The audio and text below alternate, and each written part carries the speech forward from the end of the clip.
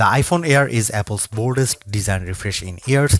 It is almost impossibly thin at 5.64mm, yet still sturdy thanks to the use of titanium and ceramic shield. It is 6.5-inch ProMotion display and iOS 26's liquid glass makeover feel purpose-built for this form factor, even after a week of use. This still feels like Apple's most exciting design refresh in years. Battery life is solid, if not class-leading, and the single 48-megapixel camera limits flexibility, but for those who value design and portability above all else, it is sexy and stunning and maybe a new kind of pro. If you are following the Apple rumor cycle, we were all expecting an ultra-thin iPhone to be released, one that would potentially go thinner than the iPhone 6 or 6 Plus, be more stunning than the iPhone X, and offer a truly refreshed look and feel for the iPhone. The launch event's awe-dropping tagline set the bar high, and the iPhone Air cleared it with room to spare. It's not the first ultra-thin phone. The Galaxy S25 Edge measures in at 5.8mm, but it still feels as stunning, sleek, and sexy in my hand right now after living with it for a week as it did during my brief hands-on session following the launch event. It feels as exciting as the iPhone X in that it might give us the playbook for the modern iPhone going forward, or at least show us one half of the purportedly incoming foldable iPhone. The photos released by Apple and even those shot by me for this review only do it partial justice. The iPhone Air is the best representation yet of Apple's vision for an iPhone that's just glass. It weighs in at just 5.82 ounces or 165 grams, fully justifying the Air moniker. Much like the iPhone 17 or even Pro Max, it feels balanced, not too top heavy, not too bottom heavy. It's Goldilocks ergonomics. I don't know if I'd quite call it awe-dropping, but the thinness is the part that gets people excited. At its thinnest, the iPhone Air is 5.64mm or 0.22 inches, and the plateau only jutes out of a bit more. I was instantly wowed, and over the course of a week, I have really become accustomed to this look and feel for an iPhone. While conducting some testing over the week, I showed it to my brother and sister-in-law, who were both visibly impressed when holding it. They asked about durability and were a little stunned at the overall feel. Then came the questions about battery life and the camera, both of which I will address below, and whether the USB-C port was thinner. On that last point, it is still a regular USB-C port, but to fit it in this frame and get in this small, Apple's design team started by 3D printing a custom one. And given how thin this phone had to be, Apple went back to grade 5 titanium for the shell and sides of the device. To further enhance the looks, it has a polished finish. My sky blue review handset is different from the MacBook Air and iPad Air colors of the same name. It is a bit lighter and pastel-like. I really like it, and the Air also comes in light gold, space black, and cloud white. While the innermost layer of the iPhone Air sandwich is made of that strong titanium, which can bend slightly under pressure but is designed to spring back, it's topped and bottomed with glass and glass ceramic, specifically Ceramic Shield 2 on the front and the Ceramic Shield on the back. The rear, like the iPhone 17, is mostly frosted matte glass, while the top bump gets the glossy finish. Apple says the Air is 3 times more scratch resistant on the front, so I've still been careful sliding this in and out of my front or rear jeans pockets, and the back is 4 times more crack resistant. It also has the same IP68 rating for resistance to dust and water as the iPhone 17, 17 Pro and 17 Pro Max. It survived a light drizzle shortly after I unboxed it in Apple Park. The weather's been wet in my home state of Jersey, and the Air has shown no issues when being used in rain or surviving a dunk test. Even given the extreme thinness here, you still get the usual buttons you would expect on an iPhone. Camera control has been redesigned to live on the right hand side, and it's slightly thinner but about the same length as on other iPhones. The power or sleep button sits slightly higher on the side with the action button, volume up and volume down on the left. The main mono speaker lives at the top of some microphones, and there are two other microphones either side of the USB-C port on the bottom. This design does, as mentioned, only leave room for a single camera and likely a smaller battery inside, but Apple has also dropped the SIM card slot worldwide and opted for eSIM to save some space. The iPhone Air is stunning, attracts a lot of admiring glances, and feels like biggest refresh in iPhone design we have seen in a while. Yes, it's the same key parts, just compressed, but in use it feels like the perfect showcase for iOS 26. If you are after Apple's best design this year, I think it is clearly the iPhone Air. I have a feeling that the design team at Apple knew the Air was on the roadmap when designing the liquid glass. iOS 26 is running on the iPhone Air out of the box, and as on any iPhone, announces itself with a hello on the first boot. You will get a sense of the new translucent glass-like nature of the software pretty quickly. It's mostly visible in how notifications refract over your wallpaper or up top with whatever is behind the element. I especially like the way the bottom menu bars look like this, although legibility can be an issue at times depending on what's behind the element.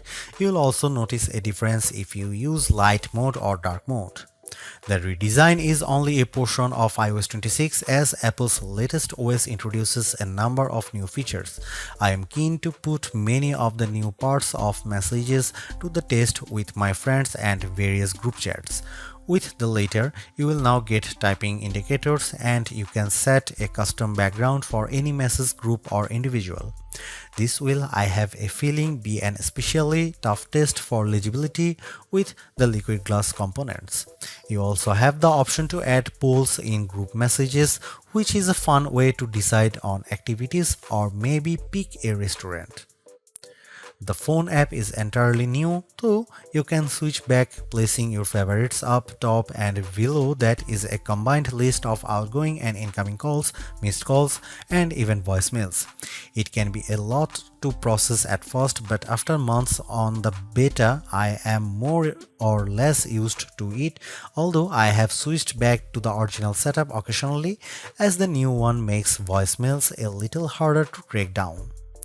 You can also use live translation during calls, which can be helpful for international travel, and I especially like the wait on hold feature.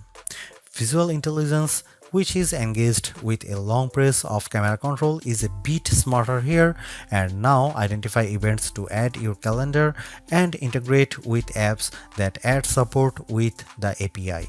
However, we are still waiting on the full AI-powered Siri, and many of the new Apple Intelligence features aren't front and center here. This is where the compromises necessitated by the iPhone Air's unfeasibly thin design begin. The iPhone Air only features a single 48-megapixel fusion camera on the back. It can shoot at 1x, a sensor crop in 2x, or a maximum digital 10x, but the quality falls off noticeably with the latter. I'll cut to the chase here. If you are after the iPhone with the best cameras or even just some variety for shooting, this is probably not it. Here are some camera samples of the new iPhone Air.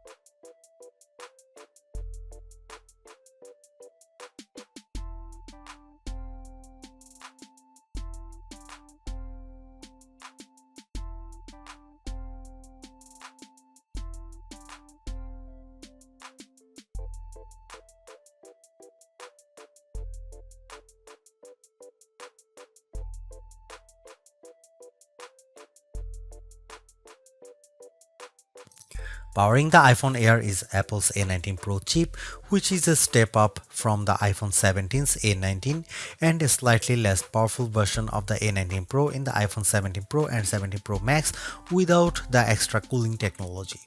The A19 Pro here is a 6-core CPU with 2 performance and 4 efficiency cores, a 5-core GPU and a 16-core neural engine.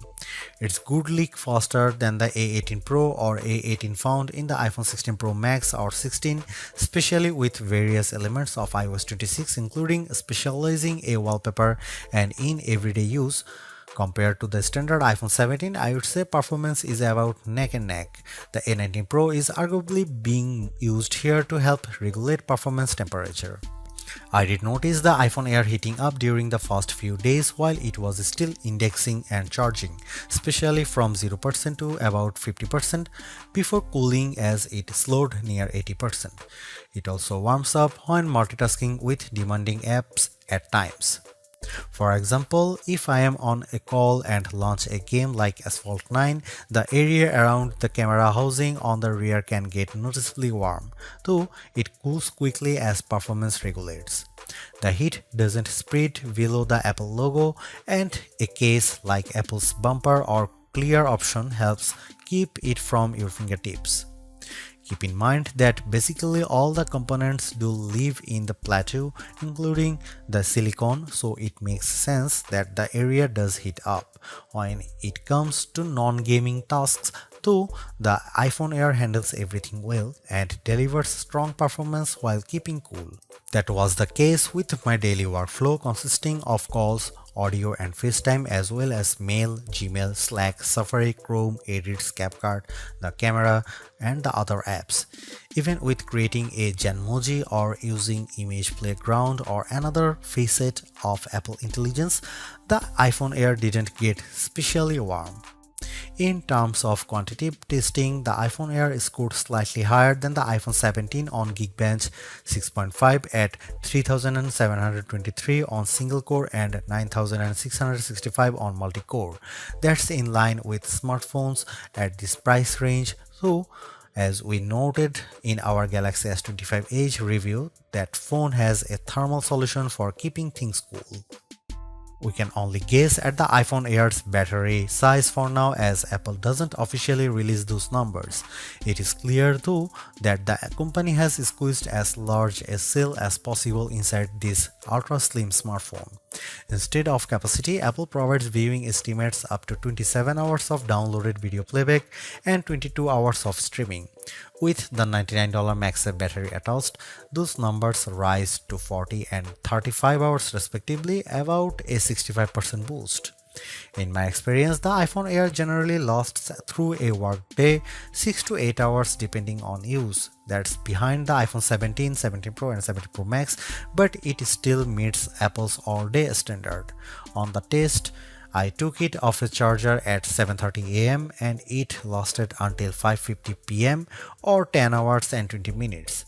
At best, I recorded 6 hours and 35 minutes of active screen time. On average, I got around 4 hours and 45 minutes.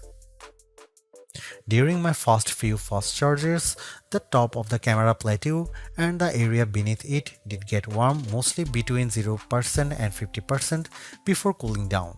This isn't unusual for fast charging and reflects the component layout.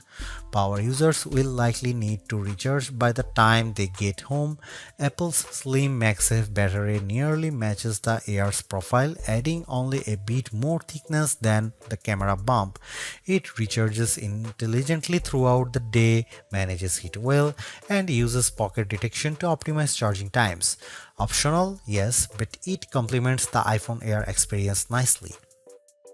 The iPhone Air delivers remarkable performance in a super thin and light design that's very durable. I especially like getting A19 Pro power in something this compact, but you have to make some trade-offs for the steep $999 price. You get only a single rear camera, which means no telephoto zoom, ultra-wide or macro shots, and while the Air's battery life is solid, it's a few hours behind the iPhone 17 Pro Max.